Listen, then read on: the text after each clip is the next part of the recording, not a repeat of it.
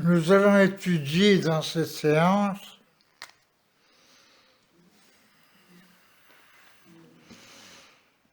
les fonctions x moins 1 moins log de x égale f de x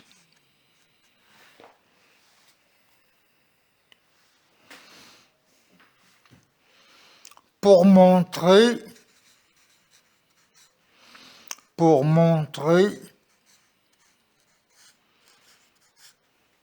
que log de x est toujours plus petit que x moins 1. C'est une relation importante parce que log de x inférieur à x moins 1, donc inférieur à x,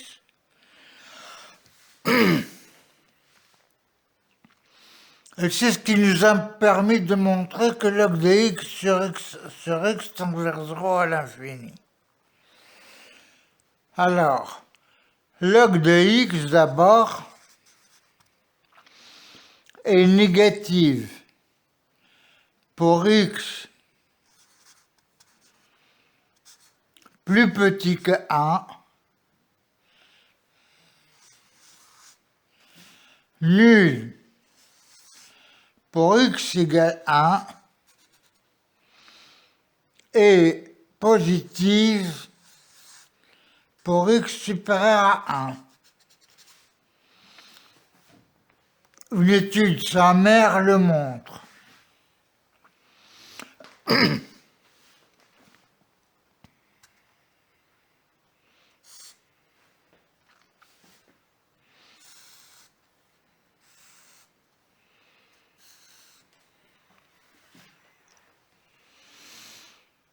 Bien. Alors, log de x, x moins 1 moins log de x est continu, dérivable, etc. On calcule la dérivée de x c'est 1. La dérivée de log de x c'est 1 sur x. Ça c'est f' de x.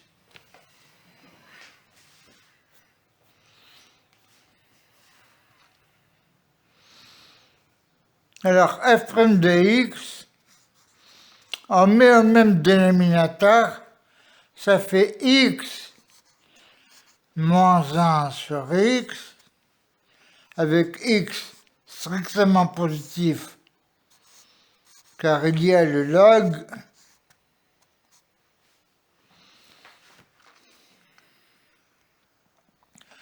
x moins 1 égale 0 pour x égale 1,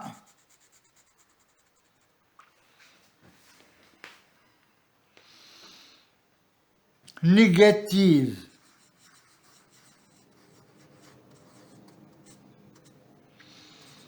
si x est inférieur à 1 et positive pour x plus grand que 1. Donc f est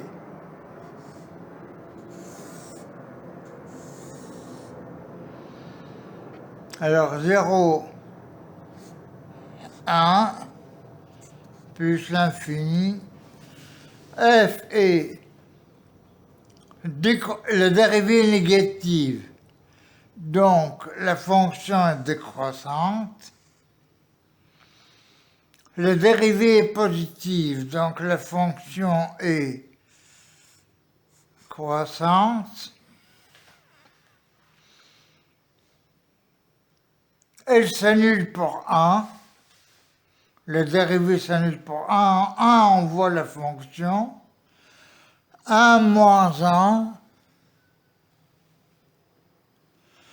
1 moins 1, 0, moins log de 1 qui est 0, donc c'est 0. Donc f est toujours positive ou nulle. Donc f est toujours positif ou nul.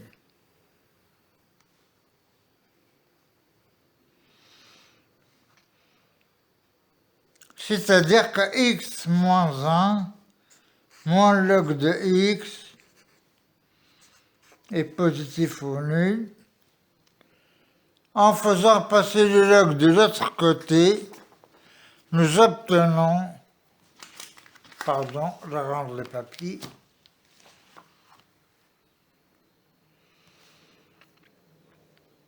log de x est inférieur ou égal à x moins 1.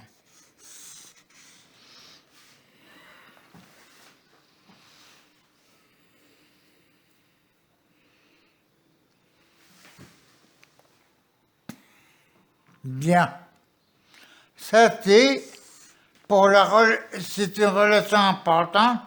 Ça veut dire que le log est toujours en dessous de la tangente en x moins 1. Voilà le log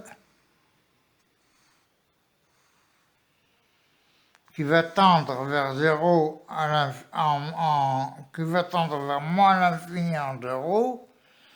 Voilà le 1. Le x moins 1, c'est ça.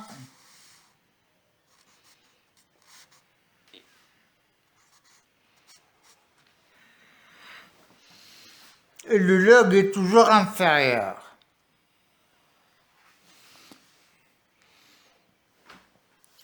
C'est clair? Bon, on passe maintenant.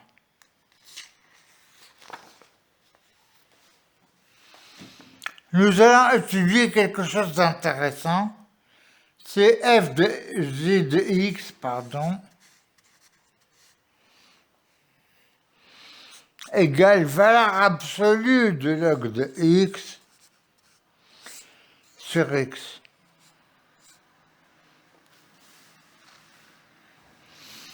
C'est une fonction qui peut tomber au bac, bien entendu, parce qu'elle est riche en informations. Alors, qu'est-ce que nous savons? Valeur absolue de f.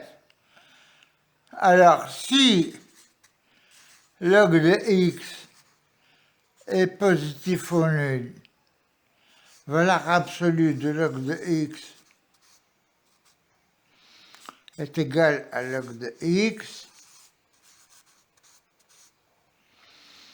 Si log de x est négatif, valeur absolue de log de x est égale à moins log de x.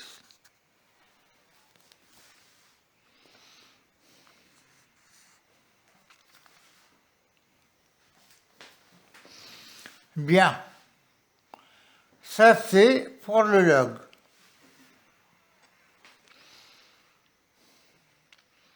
Maintenant, nous allons voir la route. Est-ce qu'il est continu?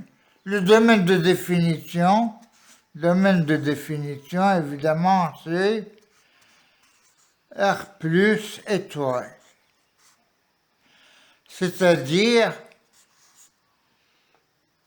0 plus l'infini.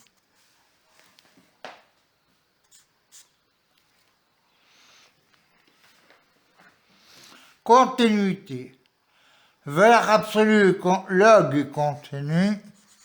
Log continu sur son domaine.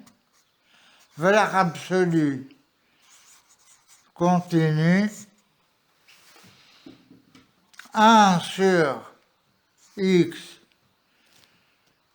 continu pour x différent de 0, ce qui est le cas. Donc, G est continu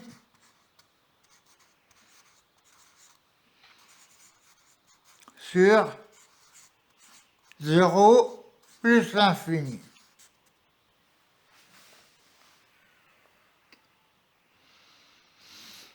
Dérivabilité.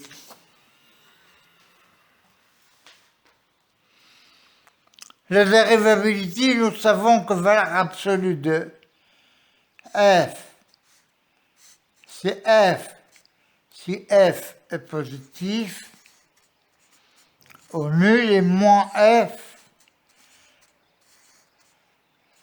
si f négatif.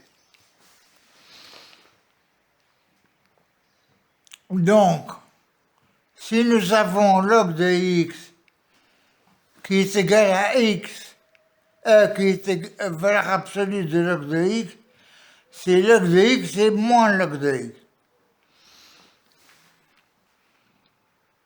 N'est pas dérivable en zéro, en général. Valeur absolue de x n'est pas dérivable en zéro.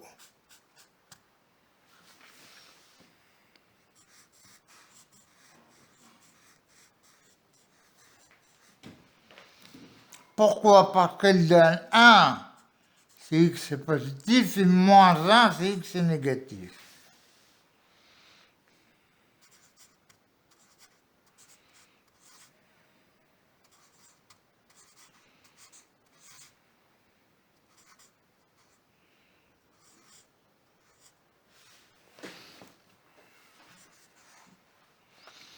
On n'a pas limite à gauche égale limite à droite, donc elle n'est pas dérivable. Bien.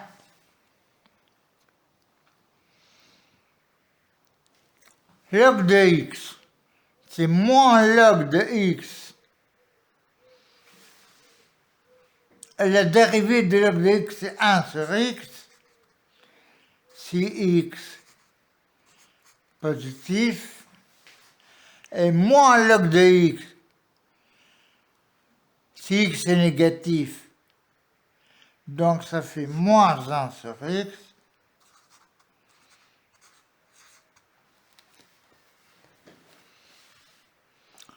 En 1, qu'est-ce que ça donne? En 1, le log est égal à 0, donc ça donne 1, le dérivé c'est 1. En 1 plus, donc, ça donne 1, en 1 moins, ça donne moins 1.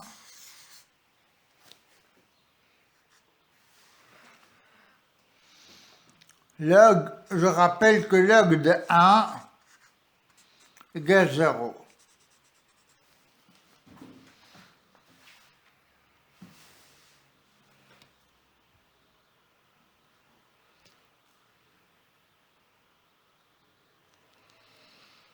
Je rappelle que log de 1 égale 0.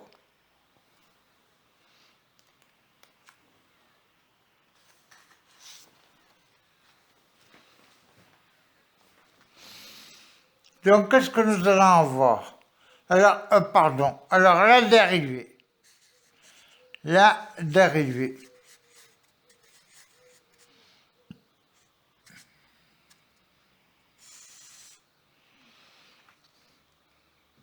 Alors, pour x supérieur à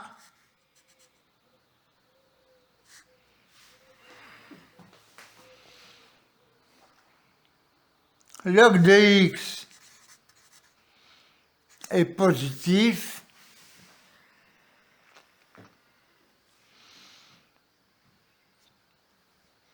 Nous avons f sur g, log de x sur x prime égale dérivée de f, 1 sur x, fois g fois x, donc, moins dérivée du dénominateur qui est 1, c'est log fois log de x sur x2 égale à 1 moins log de x sur x2.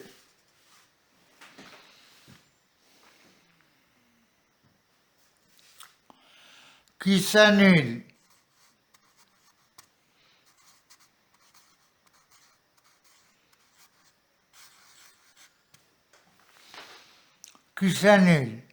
pour log de x égale 1,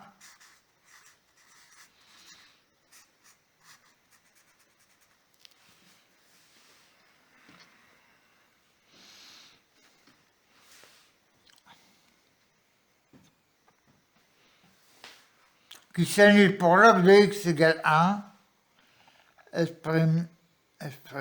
moins g'(f) sur g2, voilà. Qui s'annule pour log de x égale 1, donc x égale e,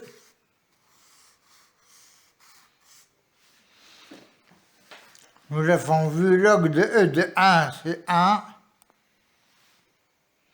de e log de exponentielle 1 c'est 1,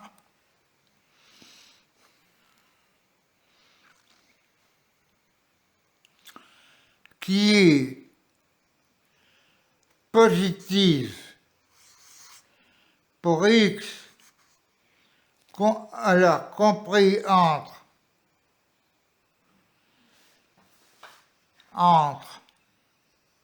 x supérieur ou égal à 1, compris entre 1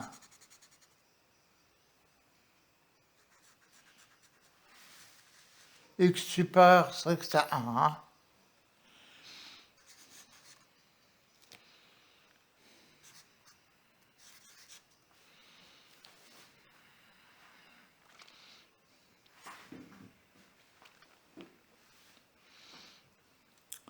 donc la dérivée est positive. Pour x, si le x est plus grand que 1, le log de x est plus grand que... Si x est supérieur à 1, c'est positif. Si x est plus petit que e, c'est positif. Donc c'est toujours positif. Et c'est négatif si x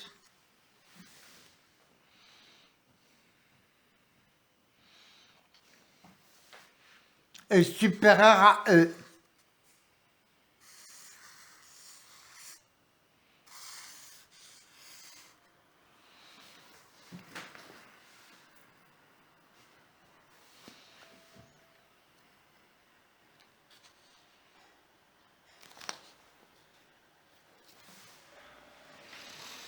Bien. Ça, c'est pour x. Alors, donc, si x supérieur à 1, là où il y a un problème, nous avons négatif si x supérieur à e, positif si x compris entre 1 et e.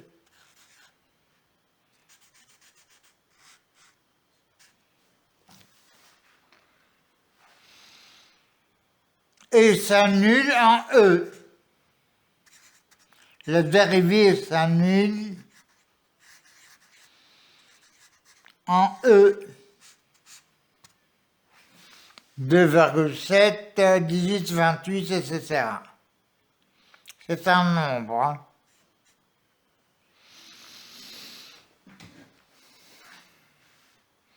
Bien. Maintenant, si x est plus petit que 1, nous avons moins log de x sur x.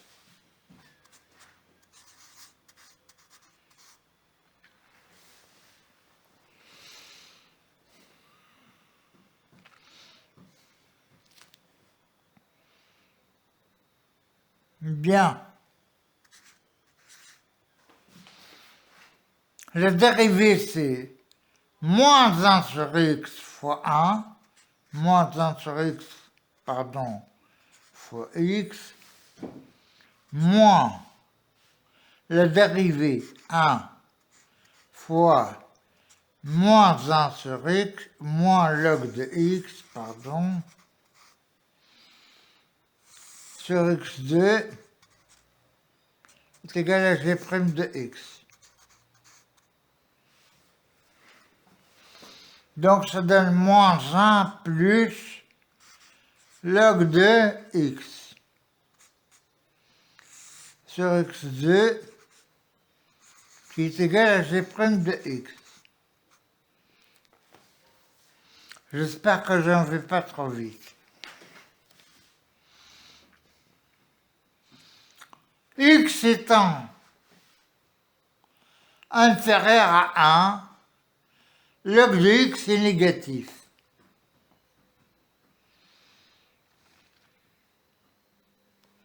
X étant inférieur à 1, log de x est négatif.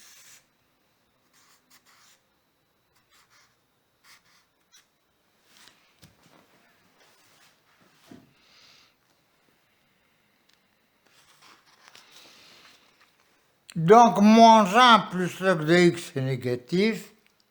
Donc, moins 1 plus log de x est négatif.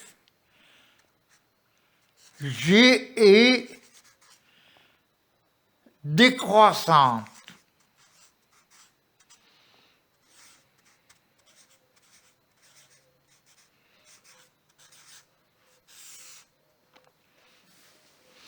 Donc, en résumé, qu'est-ce que nous avons? Nous pouvons reporter. Bon, nous n'avons pas fait encore les limites à bornes, mais nous allons les faire. Hein. Rien ne presse, le plus important, c'est ça. Vous avez le x, 0, 1,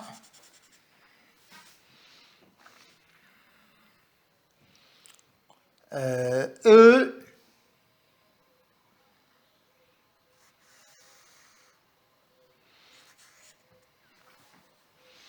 plus l'infini.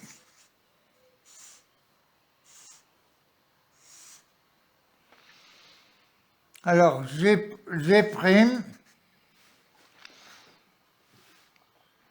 est négative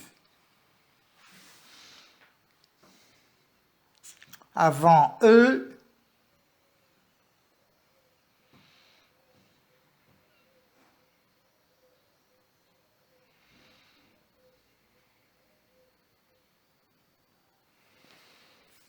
pardon, une minute.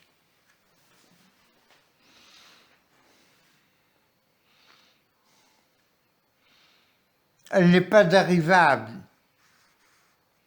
Ici, nous avons 1. Ici, nous avons moins 1. Pour le G',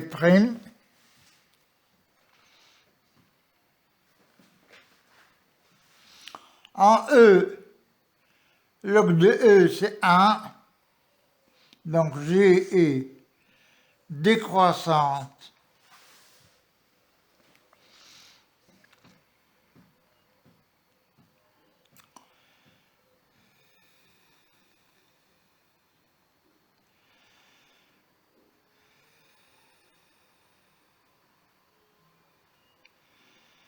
La dérivée est positive.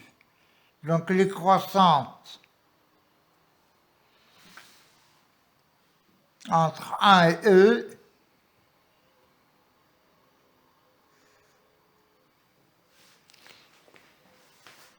Donc, elle est croissante. Elle est croissante pour x supérieur à E. Pardon.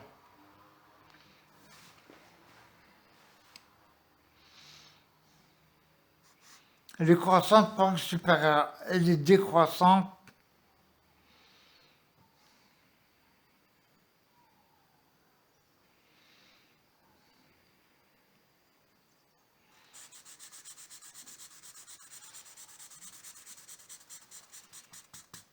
Il faut que je revoie mon calcul. Elle est décroissante pour x supérieur à E.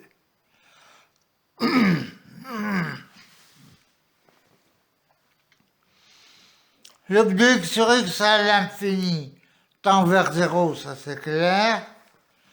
En 0, c'est l'infini sur 0, c'est plus l'infini.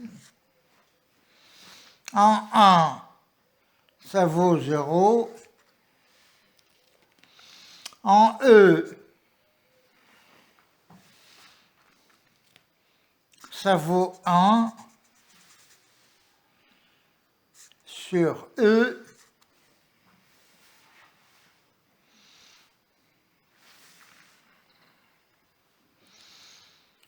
C'est un maximum ici. Hein.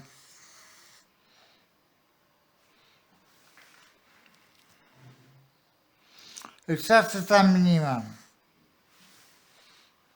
Bien qu'elle ne soit pas dérivable.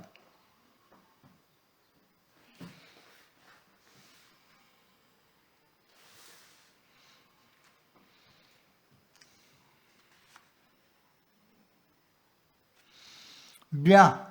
Ici, nous avons une asymptote verticale qui est yx égale 0. Et ici, nous avons une asymptote horizontale x égale 0, y égale 0.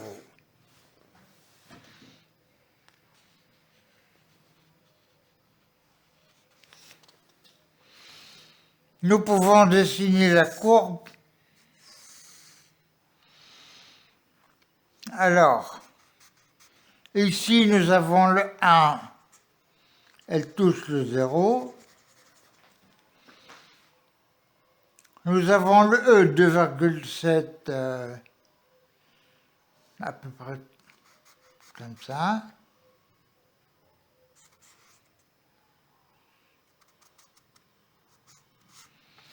Disons que ça, c'est le 1 sur E.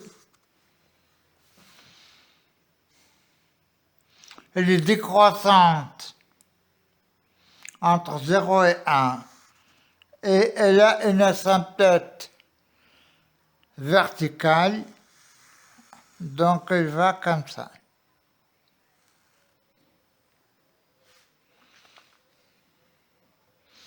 Et la tangente, c'est moins 1. Donc,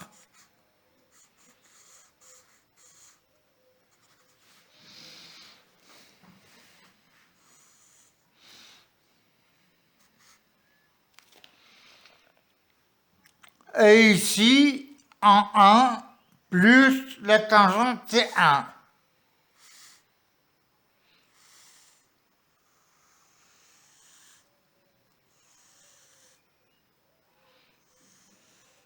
Elle a une asymptote horizontale, voilà.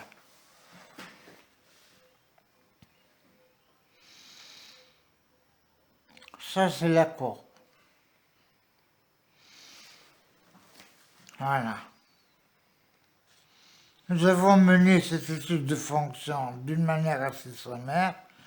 Pour les détails, vous vous arrangez, vous vous organisez. Hein. Bien, revenons à la formule de Moivre maintenant. Il y a une petite remarque à faire. Supposons que vous avez sinus n de x. Et vous allez faire la formule de Moivre.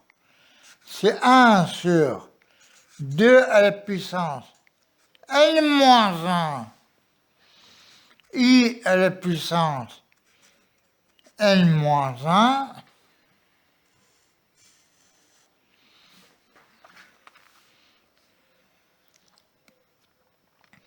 Pourquoi? Parce qu'il va y avoir 2 i pour le sinus. Ensuite, vous avez quelque chose, sinus ou cosinus, ça dépend. Pour n supérieur à 2, c'est sinus. Pour n impair, c'est sinus. Ça va être sinus ou cosinus, sinus ou cosinus Ça, vous le vérifiez.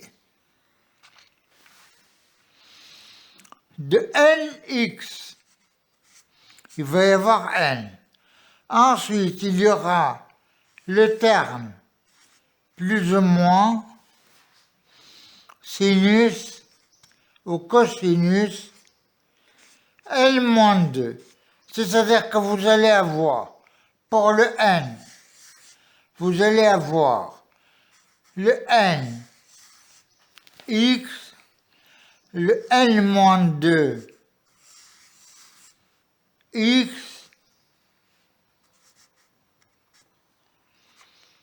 n-4 x, etc. jusqu'à n, pardon, jusqu'à n-2k pour 2k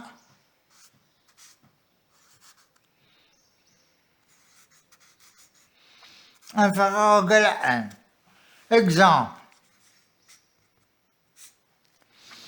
Sinus 7x que nous avons traité, ça va nous donner 1 sur 2 à la puissance 6 i à la puissance 6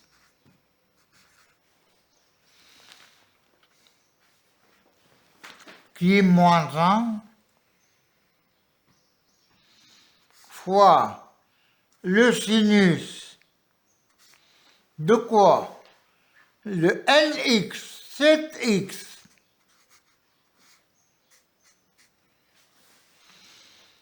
et il va y avoir le coefficient, ça vous voyez la formule de le triangle de Pascal. Hein? Vous voyez le triangle de Pascal. Sinus 5x. Ensuite, vous voyez le triangle de Pascal. Sinus 3x.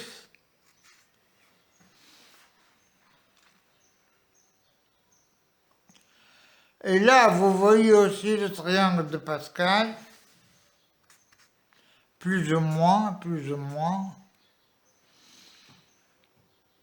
Sinus 1x. 7 moins 6, c'est 1.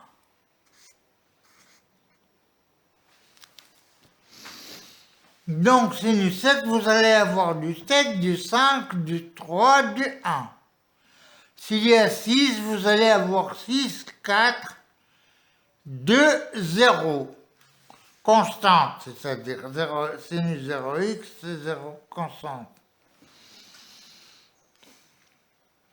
Si vous avez 5, vous allez avoir 5x, 3x, x, et puis c'est tout. C'est clair? Voilà. Merci et au revoir.